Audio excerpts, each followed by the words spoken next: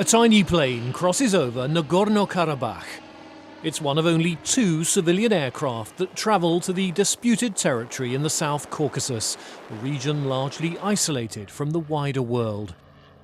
Nagorno-Karabakh is recognized as part of Azerbaijan, but is controlled by Armenian forces.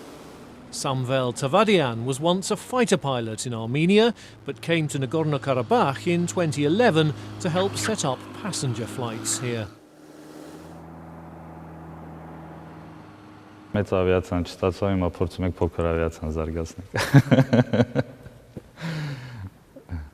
Ես երկու ինքնաթիռը կառավարությունը ձեռք է բերել։ Հիմա փորձում ենք այս երկու ինքնաթիռով կազմակերպել տուրիստական թռիչքներ։ This airport was severely damaged during the war between Armenians and Azerbaijanis for control of Nagorno-Karabakh between 1991 and 94. Since then, the region's de facto government has spent more than $5 million to reconstruct the airport, with the hope of building better connections to the Armenian capital, Yerevan. But the dispute over the region's status stands in the way.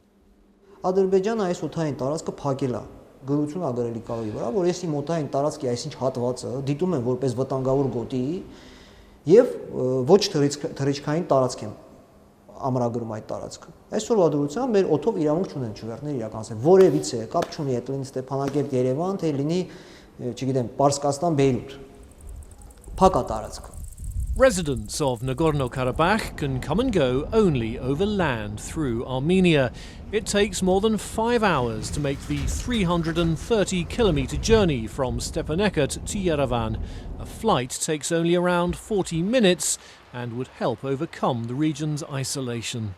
By reopening it, you're basically overcoming the so-called collective punishment, if we can say this, imposed on us by Azerbaijan. By setting a flight, you are not changing anything in the existing reality. You're just making life easier for people who live here. This is purely humanitarian issue.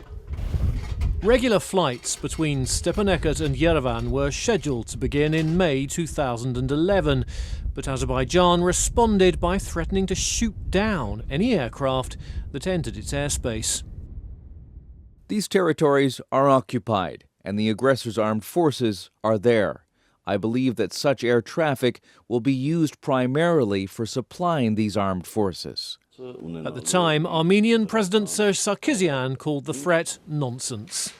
Այդ հայտարարությունները միշտ հնչել են ահաբեկչական կազմակերպությունների կողմից։ Այդ ավիաթռիչքի առաջին ուղևորը ես եմ լինելու։ More than 5 years have passed since then, and regular passenger flights have yet to take off. The deputy director of Stepanakert Airport, Artur Avagian, says open skies would benefit everyone.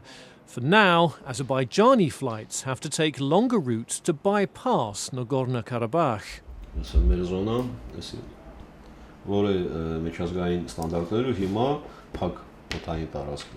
Հիմա ասել տենց է, չէ գնում, обхода.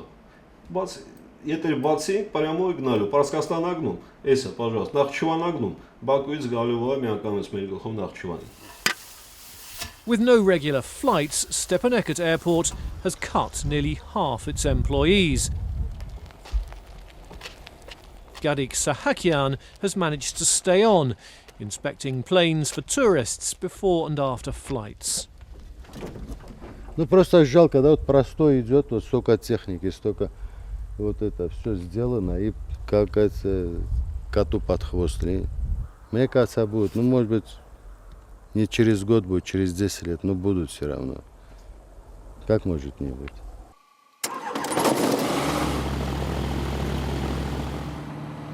Just as the land of Nagorno-Karabakh is caught in an international dispute, so is the sky above it. The residents remain caught in the middle, and the possibility of a closer connection to their neighbours is still up in the air.